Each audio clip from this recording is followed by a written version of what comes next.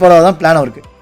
So அந்த மீன் வயலில் ஃப்ரெண்ட்ஸுக்கு பார்ட்டி கொடுத்துட்டு இந்த பொண்ணு இறந்ததுன்னு கேள்விப்பட்டு அந்த பொண்ணையும் பார்த்துட்டு திருப்பி இன்னொரு நெக்ஸ்ட் ஒரு 1 or 2 வீக்ஸில் கிளம்புற லெவலில் இருக்கிறப்ப தான் அவருக்கு கண்டினியூஸாக நைட்டு வந்து அவரால் தூங்க முடியல.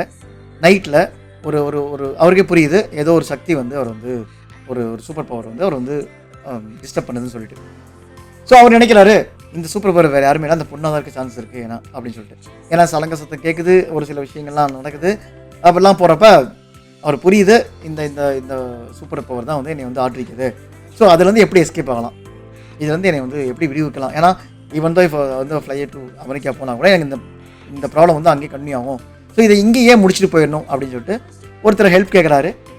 அந்த ஹெல்ப் போனால் அது உண்மையாலுமே அந்த பொண்ணு தான் பண்ணுதா, இல்லை வேறு யாராவது இருக்காங்களா, இல்லை இது ஆக்சுவலாக என்ன விஷயம் நடக்குது, இதாங்க அந்த படத்தோட என்டையர் ஒரு 1 லைன் இல்லை ஒரு ஃபுல் லைன்னு கூட சொல்லிக்கலாம்.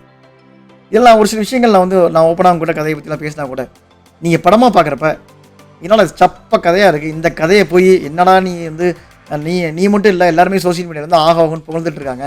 நீங்கள் ஒன்றும் இல்லைங்க, நீங்கள் வந்து எக்ஸ் ஓப்பன் பண்ணுங்கள். எக்ஸ்னா ட்விட்டர் ஐயோ வேறு எதுவும் நினைக்காதீங்க, ட்விட்டர் ஓப்பன் பண்ணுங்கள். ஓப்பன் பண்ணாவே உங்களுக்கே தெரியும் கிட்டத்தட்ட ஒரு 10 போஸ்ட் டைம் லைனில் வருதுன்னா அதில் 7 போஸ்ட் வந்து இந்த படத்தை பற்றி தான் பேசியிருப்பாங்க. படம் ஆகா ஓகோ சூப்பர் ஃபென்டாஸ்டிக் ஹூ அப்படி தான். அவ்வளோ என்னடா இருக்குது அப்படின்னா படம் பாருங்கள். படம் பார்த்தா உங்களுக்கே தெரியும்.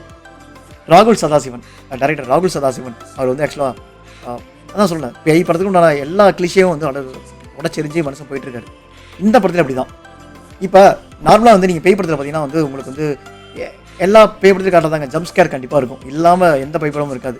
இதில் இருக்குது. ஆனால் அது ஒரு காட்சியாக வைக்காமல் எந்த இடத்துல வைக்கணுமோ அந்த இடத்துல மட்டும் வச்சு நம்ம ஆடியன்ஸை ரொம்ப வந்து மனசுக்குள்ளே வந்து ஒரு பெரிய திகில் விட்டுறாரு. நானே படத்தில் ஒரு 2-3 சீன் இப்படி தான். அடுத்த சீன் என்ன ஐயோ இந்த சீன் இவன் ஏன்டா இங்கே வெளியே வரான், இவன் ஏன்டா அங்கே உள்ளே போனான், நம்ம சொல்லுவோம்ல இங்கேருந்துட்டு போயிட்டானா முடிஞ்சான் அப்படிங்கிற அளவுக்குள்ள தான் நானும் படம் பார்த்துட்டு இருந்தேன். ஏன்னா அந்த படம் வந்து நான் வந்து ஃபஸ்ட்டு 2 ரோல் தான் பார்த்தேன். ரொம்ப நெருக்கமாக ஸ்கின் நெருக்கமாக இருந்து பார்க்கணும்னு சொல்லிட்டு